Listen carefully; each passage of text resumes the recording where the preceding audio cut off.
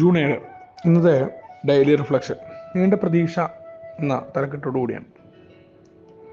6ാമത്തെ പടിയുടെ ഭാഗമായിട്ടുള്ള ലിറ്ററേച്ചർ.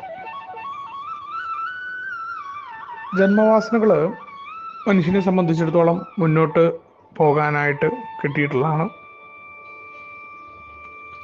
ജന്മവാസനകളെ പരിപൂർണമായിട്ട് ഇല്ലാതെയാക്കിയിട്ട് മനുഷ്യനെ സംബന്ധിച്ചിടത്തോളം ഭൂമിയിൽ നിലനിൽപ്പ് സാധ്യമല്ല. അത്യാസക്തനായ എന്നെയും മറ്റു മനുഷ്യരെ പോലെ തന്നെയാണ് ജന്മവാസനകളെ എനിക്ക് ഇല്ലായ്മ ചെയ്യാൻ അല്ല പറയുന്നത്, മറിച്ച് ഞാനത് എവിടെയാണ് എൻ്റെ സ്വാഭാവികമായ ജന്മവാസനകൾ അത് വഴിതെറ്റിപ്പോയിട്ടുള്ളത് എന്ന് കണ്ടെത്തലായിരുന്നു പ്രോഗ്രാം.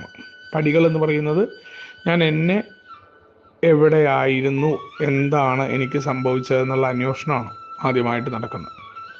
ആത്മാന്വേഷണം തന്നെയാണ്. ആ ആത്മാന്വേഷണത്തിൽ ഞാൻ കണ്ടെത്തിയിട്ടുള്ള കാര്യങ്ങളുണ്ട്. സ്വാഭാവികമായിട്ടുണ്ടാകുന്ന ആഗ്രഹങ്ങൾ അതിലല്ലാതെ അമിതമായിട്ട് പോയിട്ടുണ്ട് എന്ന് മനസ്സിലാവുകയാണ്. എല്ലാ മനുഷ്യരെയും പോലെ വീട് വേണം, ഭക്ഷണം വേണം, മറ്റു കാര്യങ്ങൾ, ഭാര്യ വേണം, സമൂഹത്തിൽ മറ്റു മനുഷ്യർ മതിക്കണം, ജോലിയിലും അതേപോലെ ഉണ്ടാവണം. ഇതൊക്കെ സ്വാഭാവികമായുള്ള. പക്ഷെ ഇവിടങ്ങളിലൊക്കെ എനിക്ക് എന്താണോ അർഹതപ്പെട്ടിട്ടുള്ള, അല്ലെങ്കിൽ എൻ്റെ കഴിവിനനുസരിച്ചും എൻ്റെ വളർച്ചയനുസരിച്ചും കുടുംബം പല പല ഘടകങ്ങളനുസരിച്ചിട്ടാണ് എനിക്ക് കിട്ടേണ്ടത്. പിന്നെ എനിക്കായിട്ട് ഉണ്ടാക്കേണ്ട കുറേ കാര്യങ്ങൾക്ക് ഞാൻ പ്രവർത്തിച്ചാൽ കിട്ടുന്ന കുറേ കാര്യങ്ങളുണ്ട്. അതിലും എന്നെ തടയുന്ന എൻ്റെ സ്വഭാവ രീതി, എൻ്റെ അലസത, കുറേ കാര്യങ്ങൾ, എൻ്റെ മടി, ഇതൊക്കെ എനിക്ക് കുഴപ്പങ്ങളായിട്ടുണ്ട്. അപ്പം ഞാൻ എന്നെ കണ്ടെത്താതെ എനിക്ക് കിട്ടുന്നതിലും അളവിൽ കൂടുതൽ കാര്യങ്ങളെ ഞാൻ ആഗ്രഹിക്കുകയും അതിനുവേണ്ടി പ്രയത്നിക്കുകയും അതിൽ ദുഃഖമുണ്ടാവുകയും ചെയ്യുന്നു. വീണ്ടും കൂടുതൽ മധ്യത്തിലേക്ക് പോവുകയാണ് ചെയ്തിട്ടുള്ളത് എന്നുള്ള തിരിച്ചറിവാണ് പ്രോഗ്രാമിലെത്തുമ്പോൾ സംഭവിക്കുന്നത്.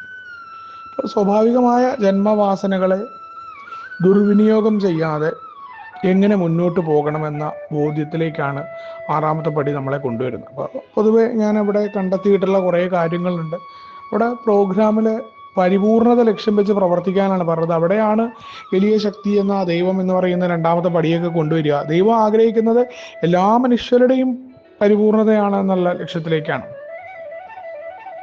അപ്പോൾ പരിപൂർണത ലക്ഷ്യം വെച്ചുകൊണ്ട് ഞാൻ പ്രവർത്തിക്കുമ്പോഴാണ് പുരോഗതിയിലേക്ക് പോവുക. അല്ലാതെ ഞാൻ മദ്യാസക്തനാണ്, എൻ്റെ കുഴപ്പങ്ങൾക്ക് ഞാൻ ന്യായീകരണം ഉണ്ടാക്കിയിട്ട് എനിക്ക് ഇത്രയേ പറ്റൂ, പുരോഗതി മാത്രമല്ലേ പറഞ്ഞിട്ടുള്ളൂ എന്നുള്ള ന്യായീകരണം പറഞ്ഞാൽ ഒരു കാരണവശാലും എൻ്റെ പുരോഗതി കൃത്യമായിരിക്കില്ല എന്ന് മാത്രമല്ല, എനിക്ക് വേണ്ടത്ര പുരോഗതി ഉണ്ടാക്കാൻ സാധ്യമല്ല. എൻ്റെ കുറവുകൾ അവിടെ തന്നെ നിൽക്കുകയും അത് മറ്റുള്ളവർക്കും എനിക്കുമെല്ലാം ദോഷകരമായിട്ട് ബാധിക്കുകയും ചെയ്യും. എൻ്റെ കുറവുകളിൽ ഞാൻ ചെറുതായിട്ടെങ്കിലും സന്തോഷം കണ്ടെത്തുന്നുള്ളതാണ് സത്യം. ഒരിക്കലും എനിക്ക് കുറവുകൾ മാറ്റാൻ പറ്റില്ല, മറിച്ച് ആ കുറവുകൾ എൻ്റെ തലയിൽ കിരീടമായിട്ട് മാറുന്നു.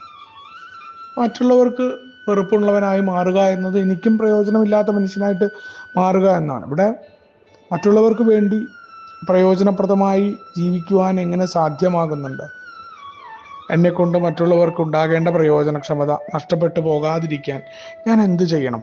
എന്നിലെ കുറവുകളെ കണ്ടെത്തിക്കൊണ്ട് ആ കുറവുകളെ മാറ്റാനായിട്ട് ആഗ്രഹമുള്ളവനായിട്ട് മാറുന്നു. പരിപൂർണമായിട്ടും ആ കുറവ് മാറ്റണമെന്ന ആഗ്രഹവുമായിട്ടുള്ള പ്രയത്നമാണ്. അങ്ങനെ പ്രയത്നിക്കുകയും അതിൽ ഓരോ കാര്യങ്ങളും മാറ്റി തീർക്കാനായിട്ട് ഞാൻ എന്നോട് തന്നെ സമ്മതിച്ചുകൊണ്ട് ഇതൊരു കുഴപ്പമാണ്, ഈ കുഴപ്പത്തിൽ നിന്ന് എനിക്ക് മാറ്റം ഉണ്ടാവണം,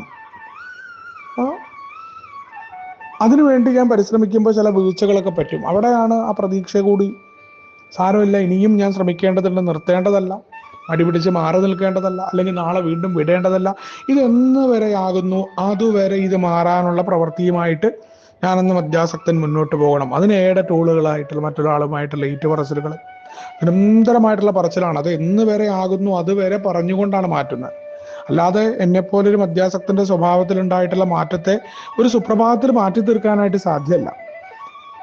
ഏറ്റവും ആദ്യം എനിക്കുണ്ടാകേണ്ടത് ആത്മനിന്ദയിൽ കടക്കാതെ എനിക്കൊരു മാറ്റമുണ്ടാവുമെന്ന പ്രതീക്ഷയാണ്.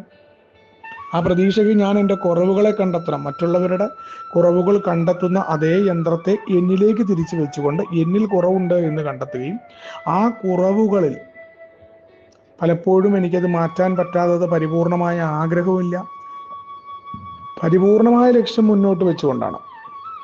അല്ലാണ്ട് അത് വെക്കുമ്പോൾ തന്നെ ഞാൻ പുരോഗതി പറഞ്ഞുകൊണ്ടല്ല. പരിപൂർണമായിട്ട് മാറ്റണമെന്ന ആഗ്രഹവും മരണാസന്നനെ പോലെ അത് മാറ്റാനുള്ള പ്രവൃത്തിയും എന്നിലുണ്ടായിരിക്കണം എന്നുള്ളതാണ്. അങ്ങനെ ആവുകയും അതിനോടുള്ള ആഗ്രഹം ഞാൻ എന്നിൽ പ്രകടിപ്പിക്കുകയും അത് മറ്റൊരാളോടും ഏറ്റുപറയുകയും അതിൻ്റെ പുരോഗതി വിലയിരുത്തുകയും ചെയ്യുന്നതിലൂടെയാണ് ആ പ്രതീക്ഷകളെ ഫലവത്താക്കി മാറ്റാനായിട്ട് എനിക്ക് സാധ്യമാകൂ എന്നുള്ള ഓർമ്മപ്പെടുത്തലോടുകൂടിയാണ് ഇന്നത്തെ ഡെയിലി റിഫ്ലക്ഷനും കടന്നു വരുന്നത്. നമുക്കൊരുമിച്ചുകൊണ്ട് ഏവരെയും തത്വങ്ങളോട് മുന്നോട്ട് പോകാം. ശുഭദിനം, സുപ്രഭാതം.